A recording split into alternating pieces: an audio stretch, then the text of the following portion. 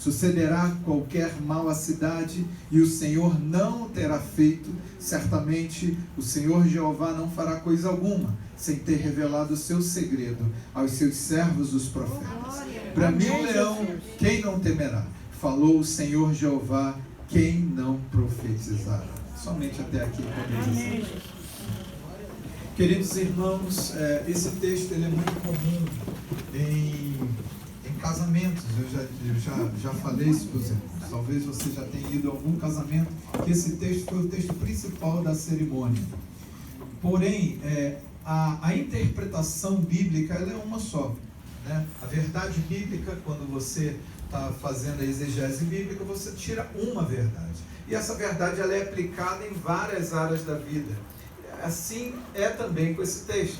Esse texto ele pode ser um texto de andar junto, andar de acordo, pode ser num casamento, pode ser numa sociedade de negócios, pode ser em várias áreas da vida. Você pode aplicar essa verdade. Você só anda junto se você tiver acordo. Então é por isso que a maioria das vezes você vê esse texto aplicado à área matrimonial. Mas a verdade desse texto, a interpretação bíblica desse texto, está falando de alguma coisa um pouquinho mais além do que simplesmente uma aplicação de andarmos juntos. Afinal de contas, esse texto, ele passa por um contexto interessante, até um contexto psicológico do profeta. Esse profeta Amós, vocês sabem muito bem, havia profetas que profetizavam no palácio, havia profetas que profetizavam no meio do povo, havia profetas que profetizavam no campo, havia profetas que profetizavam em cidades. Ou seja, Deus escalava ou Deus chamava os seus homens de Deus para falar nas mais diversas áreas da sociedade. Esse profeta em especial, ele se sentiu inferiorizado por ser usado por Deus. Ele não se sentiu capacitado para fazer a obra de Deus.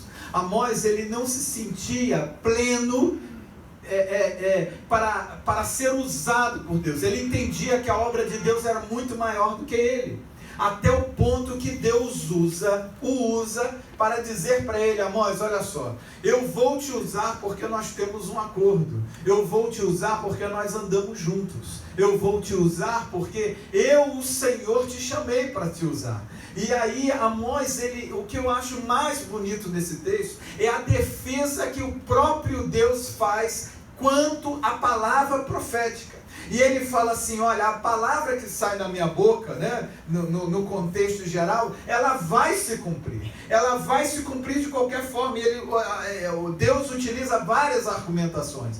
Mas o que eu acho mais bonito nisso é que Deus usa a própria boca ou a própria pena, porque está escrito, a própria escrita de Amós, para dizer para Amós: Amós, o trabalho que eu tenho contigo, apesar de você se achar inferiorizado, eu vou cumprir de qualquer forma. Então existe, irmãos, uma verdade central nesse texto. Eu li do 3 até o 8 de propósito. E qual era o propósito disso? Que do 3 ao 8 é uma unidade de pensamento, é um parágrafo único. E você sabe que parágrafo em qualquer texto é uma unidade. Isso aqui é um pensamento único, uma ideia única, um argumento único. De tal forma que Deus está falando para Amós o seguinte: Amós, nós andamos juntos porque eu fiz um acordo contigo. Nós andamos juntos porque quando a minha palavra foi lançada, eu empenhei, eu assinei embaixo, eu disse para você que eu cumpriria, e eu vou cumprir a parte do acordo que eu tenho. Aleluia! Glória a Deus! Agora deixa eu fazer uma pergunta: por que a gente celebra acordos? Irmãos, talvez vou num acordo mais simples. Se você precisa de dinheiro, você vira para o seu pai, para sua mãe, para o seu filho, e se eles estiverem disponíveis, fala assim: me empresta dinheiro que eu estou precisando, me empresta R$100. Alguém assina acordo com quem é muito próximo? Não assina acordo. Mas faz isso com o banco para você ver o que vai acontecer. O banco pede seu filho do seu rim, sua córnea, de garantia para saber se você... Ou seja, a gente só assina acordo quando a gente tem dúvida se a outra parte ela vai cumprir o acordo. E quando Deus está falando essa palavra acordo, eu ando contigo, andarão dois juntos se não estiverem de acordo. Amós, eu ando contigo porque eu tenho um acordo. É porque uma das duas partes do acordo pode duvidar, não cumprir o acordo, pode caducar. E por esse motivo que uma das partes pode duvidar do acordo, Deus, ele assina esse acordo. Agora, irmãos, Deus não vai deixar de cumprir esse acordo. Deus não vai deixar de cumprir a sua palavra. Como eu disse, esse texto é a defesa da palavra que sai do trono de Deus. Deus não vai deixar de cumprir o acordo. E eu quero lhe dizer, olha, é mais fácil esse sol que está brilhando lá fora parar de brilhar do que aquilo que ele te prometeu não cumprir. Porque a mesma palavra que te cumpriu e que prometeu para a tua vida é a mesma que está sustentando esse sol onde ele está. É a mesma que está sustentando a terra onde está. A Bíblia Sagrada diz que os astros celestiais estão onde estão por causa da palavra do poder de Deus. Ele falou, o sol fica lá, a lua fica aqui, terra fica aqui no meio. É por isso que Deus sustenta todas as coisas com a sua palavra. É mais fácil o sol cair de onde ele está, a lua parar de estar em órbita onde ela está, do que a palavra de Deus parar de se cumprir, irmão. E já houve isso na Bíblia Sagrada. O sol teve que parar, a lua teve que parar nos vales, porque Deus queria dar vitória para o povo. Ele falou, não, é mais fácil parar o sol do que o meu povo perder a batalha que eu prometi que ia ganhar. É mais fácil eu parar o sol do que o povo perder a batalha. É mais fácil isso. E alguém pode ter falado, não, pastor, o que parou não foi o sol, o que parou foi a terra. Só que a terra, irmãos, gira mais de 1.500 km por hora. Isso é o dobro da velocidade cruzeiro de um avião. Um avião voa 820 km por hora, mais ou menos. A terra gira mais rápido do que isso. Se a terra para e aconteceu o efeito ketchup, você lembra quando o vidro de ketchup está acabando o ketchup? A gente tampa o ketchup e faz assim, né? Aí vai todo o ketchup para a ponta. Isso é um arremesso que a gente faz. Pois bem, se você está viajando a 1.500 quilômetros por hora e para de repente, o que é que acontece? Tudo que está solto vai ser arremessado. As pessoas seriam arremessadas a 1.500. Aí você para e fala assim, pastor, se não foi a terra que parou, se não foi o sol que parou, o que é que parou? Parou o sistema todo, irmão. Parou o sol, parou a terra, parou a lua, parou a Via Láctea, parou, foi tudo para dar vitória ao povo de Deus. Ou seja, o Deus Todo-Poderoso empenhou a sua palavra. É mais fácil o espaço parar do que a palavra de Deus não se cumprir. É mais fácil o espaço parar do que a palavra de Deus não se cumprir. Ora, se não é a da parte de Deus que vai falhar, qual é a parte que poderia falhar? A parte do profeta. Se eu assinei um contrato contigo e eu não vou falhar, a parte que pode caducar é você.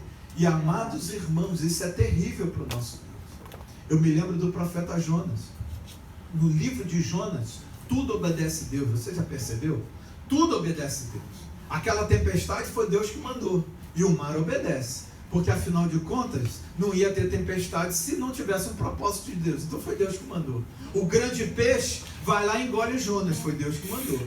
O grande peixe cospe o Jonas na praia. Foi Deus que mandou. Depois vem lá as sementes que estão ali de um pé de abóbora, cresce porque Deus manda. Depois vai uma lagarta e come aquele negócio, porque Deus manda. A Bíblia está falando, foi Deus que mandou, foi Deus que enviou uma lagarta e comeu aquele negócio. Foi Deus que fez tudo. Você observa que no livro de Jonas, tudo que Deus manda obedece. O único que não obedece é Jonas. O nome do livro é Jonas. O nome do livro podia ser lagarta, era mais bonito. Livro de lagarta, vamos abrir aí, porque a lagarta pelo menos obedeceu. E Jonas duvidou. Irmãos, nós somos propensos a isso. Eu me lembro que quando os meus filhos eram pequenos, eu punha eles em cima de uma mesa e falava, vem com o papai, eles iam. Daqui a pouco a mesa acabava, eles se assustavam. Quem não fez isso, né? Eles se assustavam, enfim, achava que ia cair, eu pegava eles no alto e eles ficavam rindo. Aquilo era uma festa. Você punha de novo em cima da mesa, falava, vem. Eles vinham andando, achava que ia cair, a gente pegava e botava ele em cima da mesa de novo. Eles vão crescendo, vão ficando mais espertos, vão ficando mais inteligentes. Aí você bota em cima da mesa e fala, pula, ele olha lá de cima. Eu não. Eu não. É por quê? Porque você vai me deixar cair. A gente começa a crescer também. E Deus fala, pula, meu filho. Você fala, eu não. Por quê, meu filho? Você não acredita mais em mim? Eu tenho medo. Andarão dois juntos se não estiverem de acordo. Meu querido e minha querida irmã, se você está aqui essa manhã é porque Deus tem um acordo contigo. Amém. E você não pode duvidar do poder dele, da promessa dele, da palavra dele. Não faça isso. Porque ele tem um acordo contigo. Mas eu disse que essa é a frase principal e as demais frases vão dando base para essa frase. Ele diz assim, andarão dois juntos se não estiverem de acordo. Aí depois ele fala, bramirá o leão no bosque sem que tenha preso. Ele primeiro vira e fala assim, Amós, eu tenho um acordo contigo. Eu ando contigo. E você se lembra, o leão só brama do bosque quando tem uma presa. Para entender isso aqui, você tem que entender um pouquinho de leão. Leão dorme 19, 20 horas por dia. Mas o tempo que o leão está acordado, ou ele está com sono ainda um pouco, porque acordou naquele momento, e você pode ver em qualquer reportagem aí de Animal Planet, esse tipo de canal que passa coisa de leão, o leão ele está com a cara de sono, olhando lá de cima assim, e assim com o olho meio fechado, daqui a pouco ele abre a boca e bota a língua lá na frente, boceja, bota a língua lá na frente, enrola, bota na boca de novo, aí daqui a pouco dá uma mexida no estômago dele e fala... Ele olha e fala assim, vou ter que caçar, estou com fome. E ele lá de cima, ele olha e vê a presa dele. Um antílope, uma zebra, ele olha lá de cima e vê o quilo que ele quer caçar. Ele fala, não, esse aqui eu vou atingir, esse aqui eu vou pegar. Eu vou atingir esse daqui. E ele fica na dele. Mas daqui a pouco, quando ele percebe que é o momento certo, ele ruge. Ele ruge para poder espalhar a caça, a caça estava muito organizada, mas aquele que ele já mirou, que ele já fitou lá de cima, aquele alvo é aquela caça que ele vai querer naquele dia. Ele não vai fugir daquela caça. Então, quando a Bíblia Sagrada registra que o leão ele ruge, rugirá o leão sem que tenha presa, ou seja, a voz do leão, o grito do leão será dado. Se ele não tiver um objetivo, ele está falando, Amós, olha só, eu tenho um acordo com você, eu tenho um trato com você, e assim como o leão rugiu, a palavra saiu da minha boca. E olha, Amós, quando a palavra saiu da minha boca, eu já tinha um objetivo. Eu já sabia o que ela ia acontecer. Irmãos, aquela caça do leão, se as outras soubessem, se os outros animais soubessem que o leão já escolheu e quem era o escolhido, eles podiam até parar de correr, porque o leão vai atrás daquele que ele escolheu antes de rugir. Ele vai exatamente naquele. E você pode ver nesses documentários, o bichinho vai para um lado, vai para o outro, tentando fugir do leão, e o leão dá patada, ele segura, ele pula no pescoço, ele agarra nas patas traseiras da caça dele e tenta agarrar e tenta, ou seja, o que Deus está falando é falando assim, Amós, olha só, eu tenho um acordo contigo e aquilo que eu te prometi é só questão de tempo, porque já ouviu o rugido do meu trono, é só uma questão de tempo, vai acontecer. Vai acontecer. A primeira frase ele coloca, o fator é tempo, vai acontecer. Mas o segundo ele também explica esse fator tempo, ele fala assim, levantará, o leãozinho nunca ouviu a sua voz, se nada tiver apanhado. Primeiro ele fala da objetividade do tempo. A palavra saiu com objetivo e ela vai cumprir o seu propósito, é só questão de tempo. Agora, por que será que tem esse tempo? Porque Deus poderia fazer imediatamente, irmão, não poderia? Claro que poderia, mas aí ele dá uma outra explicação. Você sabe como que o leãozinho ele come? Os filhotes de leão. Os filhotinhos de leão, eles nascem e eles são protegidos pela mãe, pela leoa, num covil, numa cova. Coloca ali naquela cova para que predadores não comam os filhotinhos. E ela fica ali. Só que os bichinhos têm fome.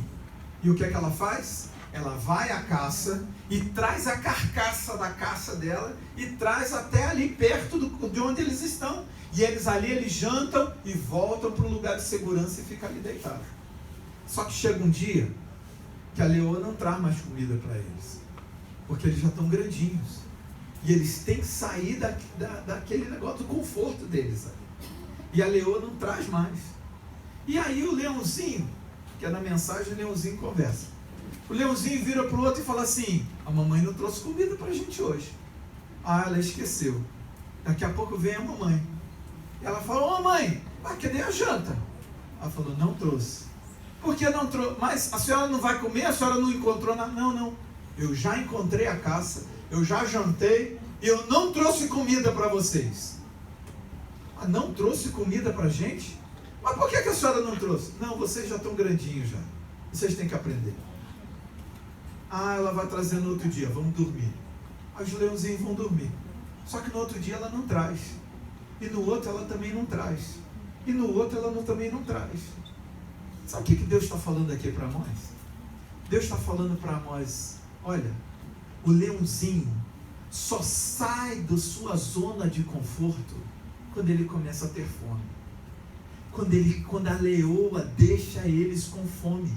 E aí eles começam a desejar a caça, a desejar aquilo que eles queriam.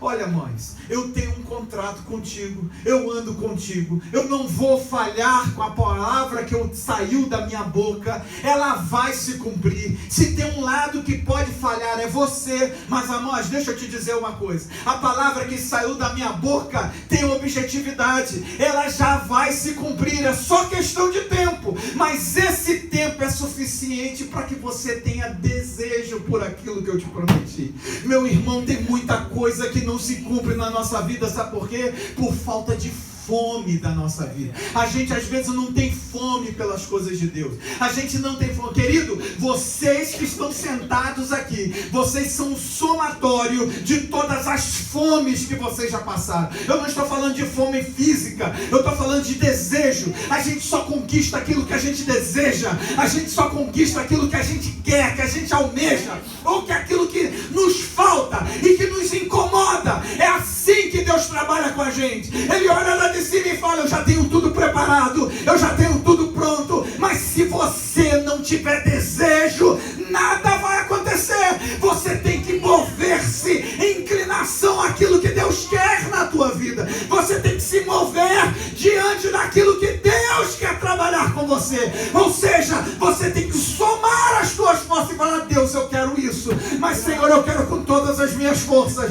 Deus, eu desejo isso profundamente. E quando é a partir desse momento, as coisas de Deus começam a fluir, amados irmãos. Deus, Ele não vai dar nada para ninguém que está numa zona de conforto. Por isso tem o tempo do cumprimento da promessa, para que você comece a desejar. Quantos têm promessas de Deus essa manhã? Levante a sua mão. Agora, quantos desejam profundamente que isso se cumpra na sua vida? Irmãos, eu tenho promessas de Deus na minha vida que ainda não se cumpriram. Muitas promessas que ainda não se cumpriram de Deus na minha vida. Mas parece que a gente entra num marasmo. A gente entra num negócio e fala: Senhor, se o Senhor quiser cumprir, amém. Mas se não quiser, não tem problema não, já está tão bom. Mas só que Deus quer mais. Deus quer fazer mais do que os teus limites.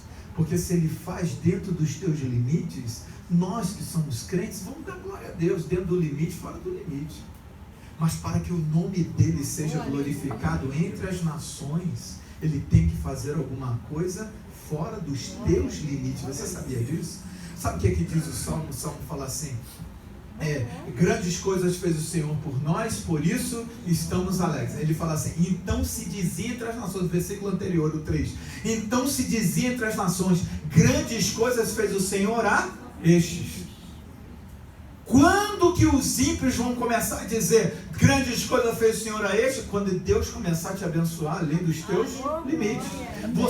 Aí você olha e fala assim, Senhor, tá bom, Senhor, é bênção demais, é bênção até que eu não consigo nem carregar. E ele fala, não, eu vou te abençoar além dos teus limites, porque é do meu caráter fazer grandes coisas. Não é do caráter de Deus fazer pequenas coisas. O caráter de Deus, ao caráter de Deus só cabe fazer grandes coisas.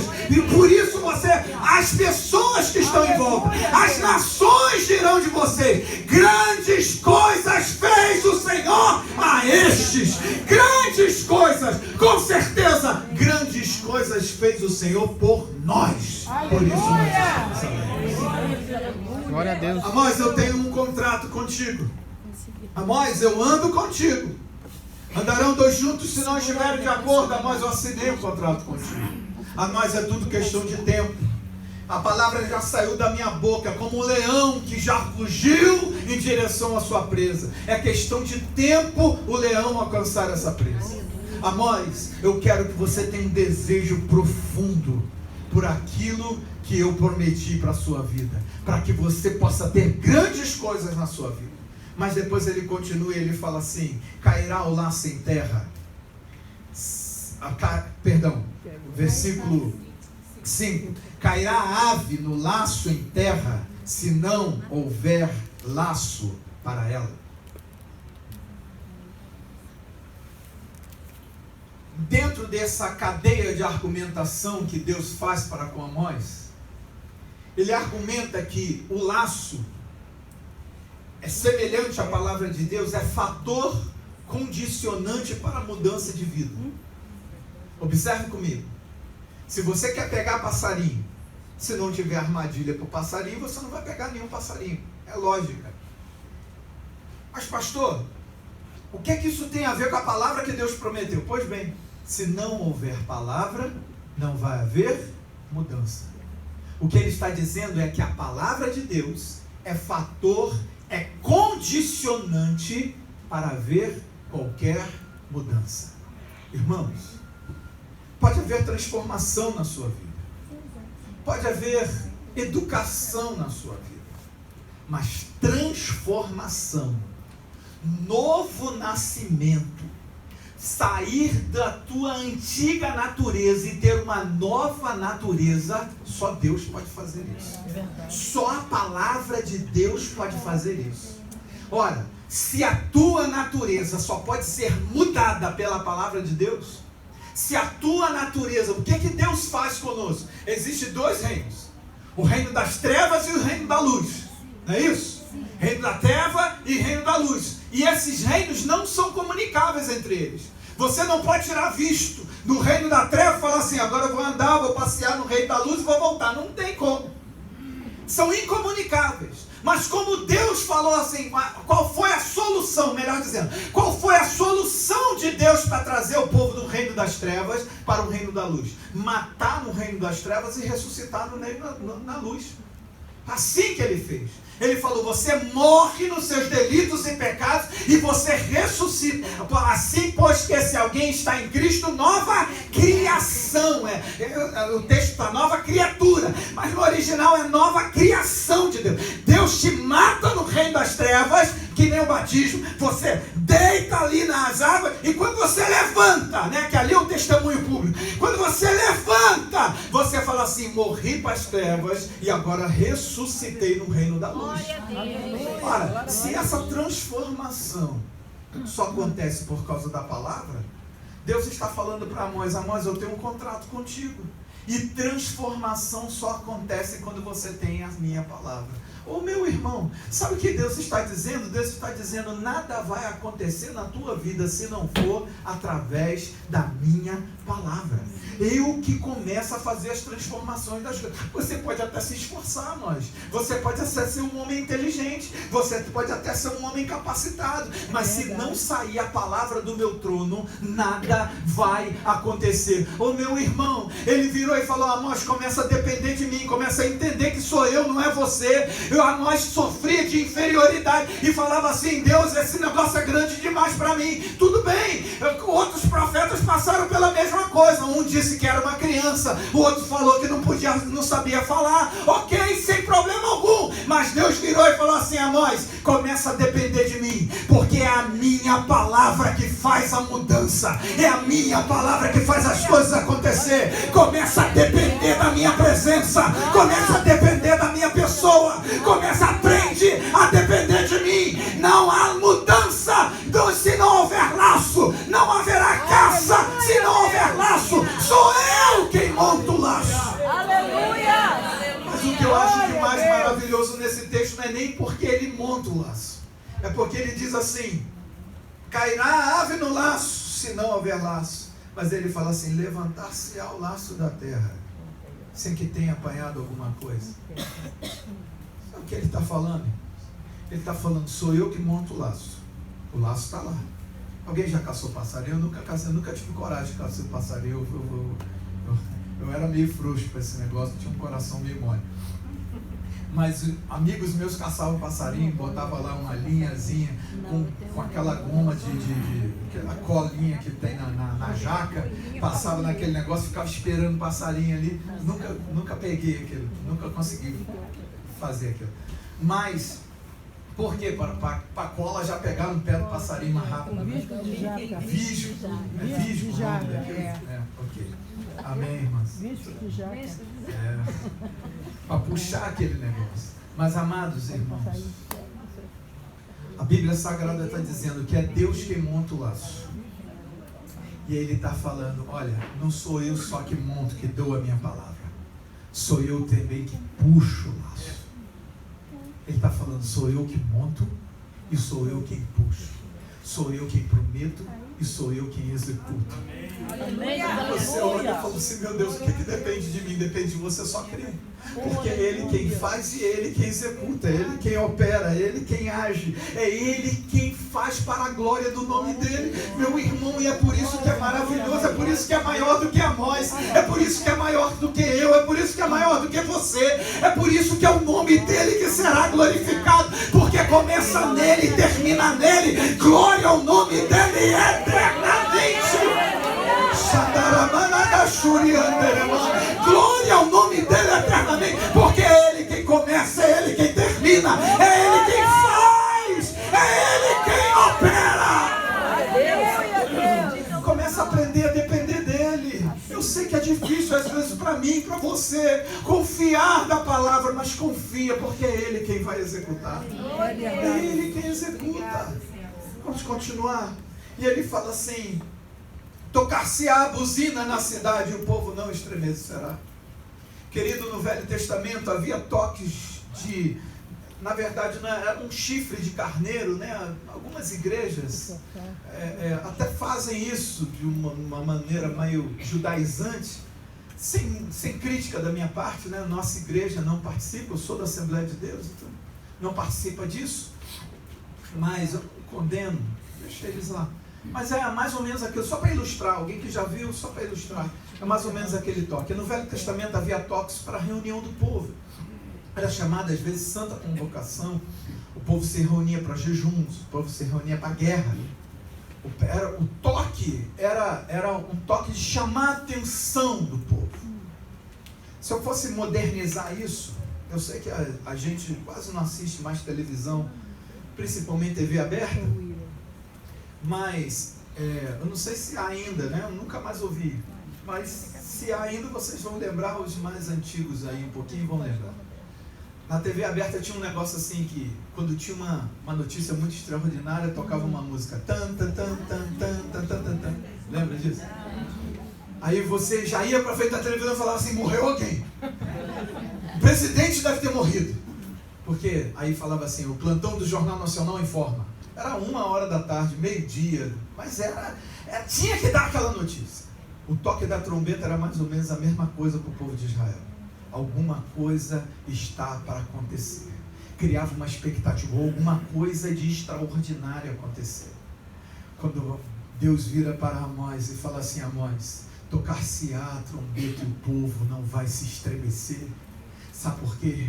Porque a palavra que sai da minha boca cria uma expectativa de notícia para o meu povo. A palavra que sai da minha boca gera uma expectativa dentro da gente. A gente se estremece por dentro quando ouve a voz de Deus. Irmãos, quando a gente ouve a voz do nosso Deus, a voz do nosso Deus é inconfundível, porque as nossas entranhas se mexem, as nossas vísceras começam a dizer: isso é Deus, presta atenção, cérebro, presta atenção, que é Deus que está falando, é Deus que está agindo, alguma coisa está para acontecer.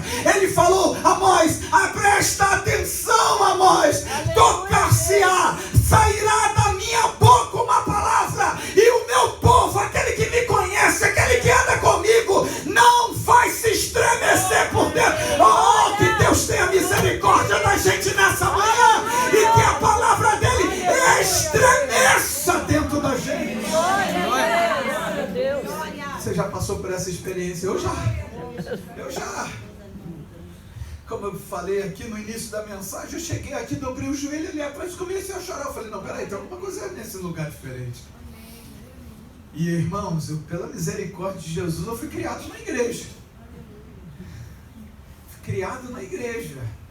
E eu andei no círculo de oração, irmão. Sou um homem privilegiado.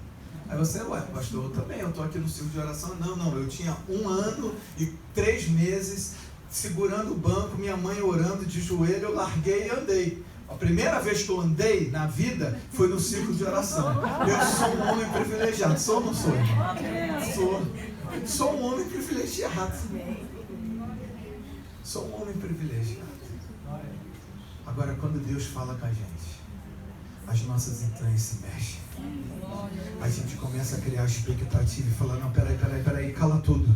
Cala buzina de carro, cala menino chorando, cala marido reclamando, mulher reclamando, cala dívida, cala qualquer coisa, porque quem vai falar agora é o meu Deus. E dentro de mim, essa voz faz mexer alguma coisa diferente dentro de mim. Eu tenho que prestar atenção nisso que está sendo dito. Quando eu era pequeno, meu pai assistia os jornais. E eu ficava, e às vezes eu queria falar alguma coisa: mãe, não sei o que, ele... Pss. Na hora, pss. De vez em quando a gente tem que dar um psiu também. Mas não é para criança, para filho, não. É para as nossas vozes. Para as vozes que falam no nosso ouvido. Ouvimos aqui um testemunho falando assim: eu tinha que me matar, ou eu tinha que ir presa. Era uma voz que falava. De vez em quando Deus fala assim: psh, cala tudo. Quem vai falar agora sou eu. Porque começa a falar, as nossas entranhas começam a se mexer. Começam a se mexer. Querido, para terminar, ele fala: tocar-se-á a buzina, e o povo não estremecerá. Sucederá qualquer mal à cidade, e o Senhor não o terá feito. Querido, eu não vou entrar na questão do mal, porque primeiro não dá tempo, é uma discussão teológica, não vale a pena. Não é que não vale a pena, não vale a pena por causa do tempo. E isso é uma questão teológica, você pode ir no seminário, escola bíblica dominical, será discutido isso.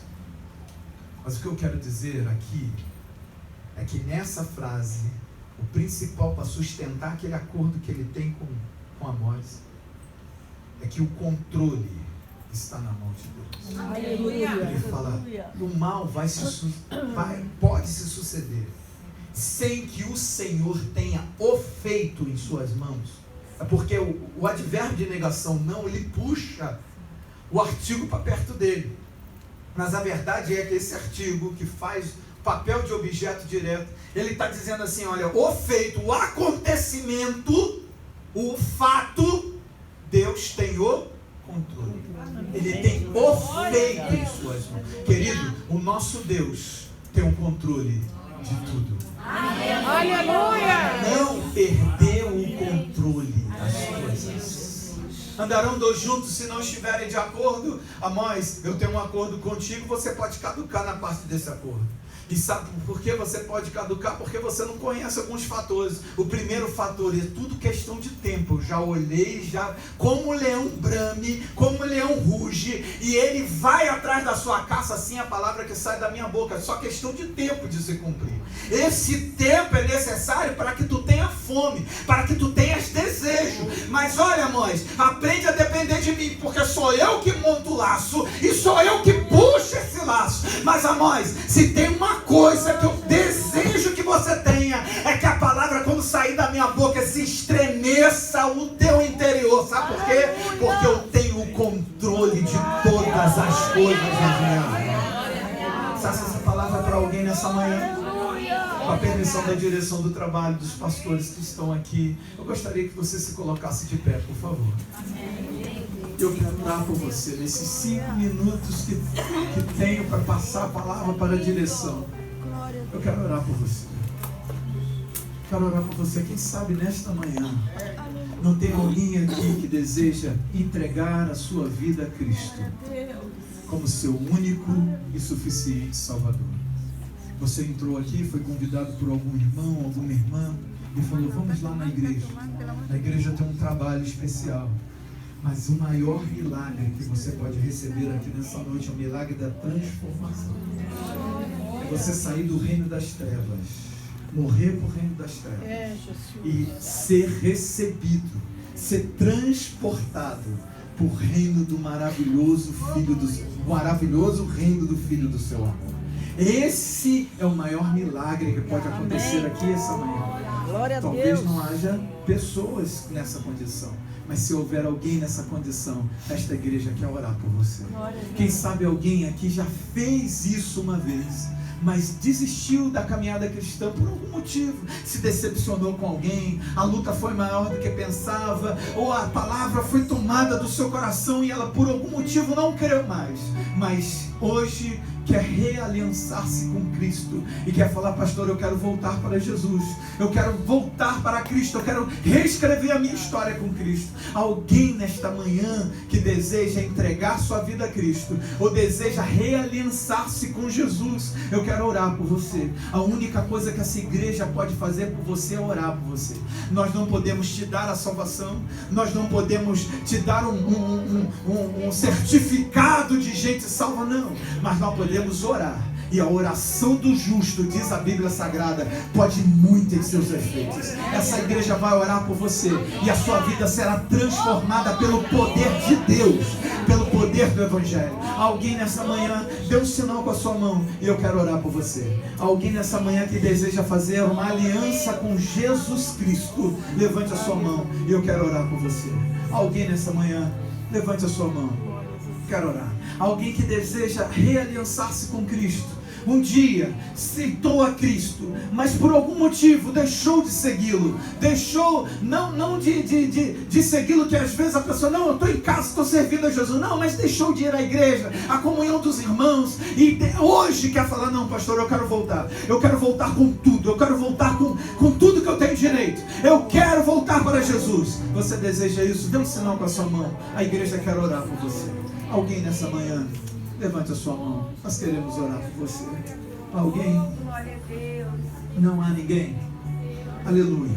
Ou todos nós somos crentes em Cristo Jesus, salvos em Cristo Jesus, que é um privilégio grande, né? Ou se você não é, não tem problema, que Deus te dê uma oportunidade melhor, que Deus fale melhor ao seu coração, né? Porque não sou eu quem converto ninguém, afinal de contas a gente ministra a palavra, mas é Ele quem convence. E que Deus possa te dar uma oportunidade. Mas eu, ainda nesses 3 minutinhos que me restam, eu quero orar pela igreja. Quem sabe hoje você, crente, servo de Deus, fiel ao Senhor, fiel a Deus, não tem passado por uma aflição, por uma dificuldade, fala: pastor, eu estou quase desistindo. O senhor já teve vontade de parar, pastor? Meu irmão, só as segundas-feiras. As terças eu não tenho vontade de parar não, mas toda segunda me dá uma angústia, uma vontade de parar. Parece que você é sugado no culto, parece que você dá tudo de você. Oh, meu Deus. Me faltam 2 minutos, deixa eu contar uma ilustração para vocês. Eu estava dirigindo meu carro, minha esposa do lado, meus filhos não estavam no carro, eu não faço comentário na frente deles. Mas eu olhei para a Bianca e falei: Bia, eu acho que esse negócio não vale a pena, não valeu a pena. Irmãos, eu sou pastor há 23 anos. Fui pastor, fui vice-presidente do grande homem de Deus, alguns irmãos aqui o conhecem, pastor Elianai Cabral.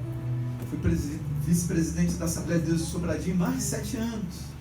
Depois eu fui para os Estados Unidos, fiquei 2 anos nos Estados Unidos, voltei, trabalhei em Goiânia, no Ministério Betel, na Assembleia de Deus Betel, do pastor Gentil, mais 2 anos, voltei para Sobradinho, montei uma igreja lá em Sobradinho, ligada a CGADB, e fiquei nessa igreja por 7 anos, pastoreando essa igreja.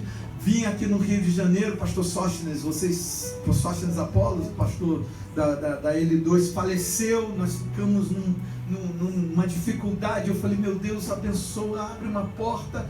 Vim aqui na Assembleia de Deus Vitória em Cristo, já conheço, fui criado ali na igreja, conheço todo mundo ali praticamente. O pastor Silas, não, William, nós vamos te ajudar. Recebeu a igreja como Advec Sobradinho, e eu desci para o plano piloto. Estou há 2 anos no plano piloto, sendo pastor ali no plano piloto, na 712 Norte. Alguém aqui que conhece Brasília sabe do que eu estou falando, na Advec Brasília. E estou feliz, estou em paz.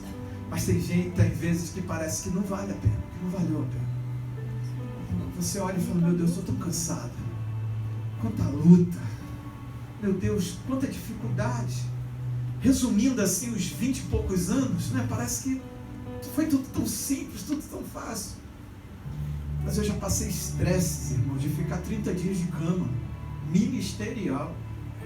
Eu já tive incontinência urinária, de eu não conseguir conter de estresse, de eu não conseguir conter a urina, e estar no meio da rua assim, e de repente a urina sair, porque eu não tinha mais contenção de urina, de estresse. Eu passei uma dificuldade tão grande nos Estados Unidos, no ministério que eu fui trabalhar num ministério maravilhoso, na Christian Missionária Alliance, a maior agência missionária do mundo. Só voltei porque eu era funcionário público. Virei para minha esposa e falei, eu tenho 20 anos no Brasil, a gente volta ou eu largo tudo? Você escolhe, a gente vai decidir juntos aqui. Ela falou, não, vamos voltar, a gente se aposenta lá e a gente volta para cá para fazer missões. Não tem problema, estamos trabalhando, né? O Bolsonaro quer que eu trabalhe mais 45 anos, não tem problema nenhum.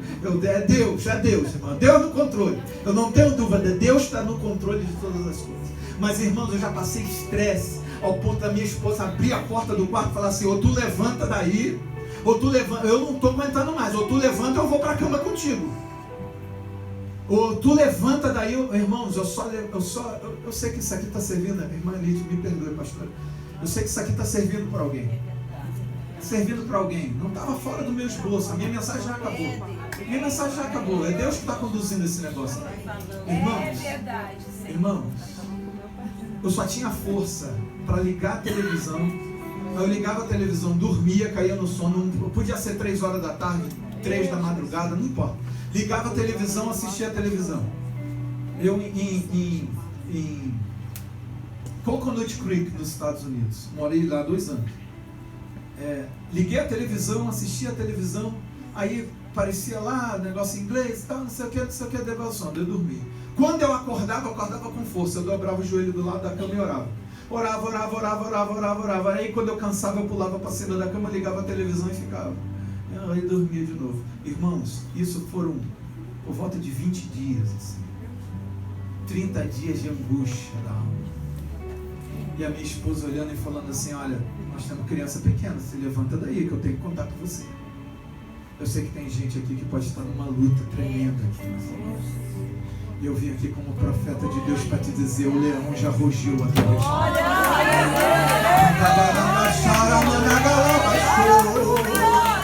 Existe uma palavra do trono de Deus que foi liberada a teu favor.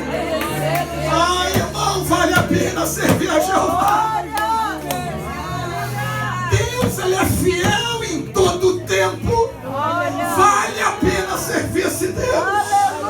Por mais que esteja difícil, por mais que esteja complicado, vale a pena servir a Jeová.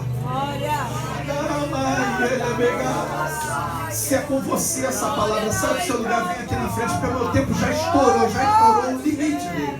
E E eu vou pedir perdão, pastor Elite, me perdoe, pastor, por favor, mas eu tenho que orar pelo povo. Vem aqui na frente, eu quero orar por você. Em nome de Jesus, se você está nesse limite, eu gostaria que os irmãos que estão aqui, obreiros, um pastor já orou aqui, eu não conheço os demais pastores, mas se houver mais pastores, se os senhores puderem, por favor, impor as mãos, abençoar esse povo, eu já vou passar a palavra para a senhora, pastora, se a senhora puder vir aqui na frente, eu vou fazer uma oração rápida, mas se os senhores pastores, irmãs do circo que ajudam na oração, do circo de oração, as obreiras da casa do Senhor, diaconisas, missionárias, se as senhoras estiverem aqui, puderem nos ajudar, por favor, nos ajude, que essa oração será rápida, mas a gente precisa ministrar sobre o povo. Vamos orar? Coloca a mão na cabeça dos irmãos e profetize a vitória. Senhor, a tua palavra foi pregada e é debaixo da tua autoridade, da tua palavra. O leão já rugiu.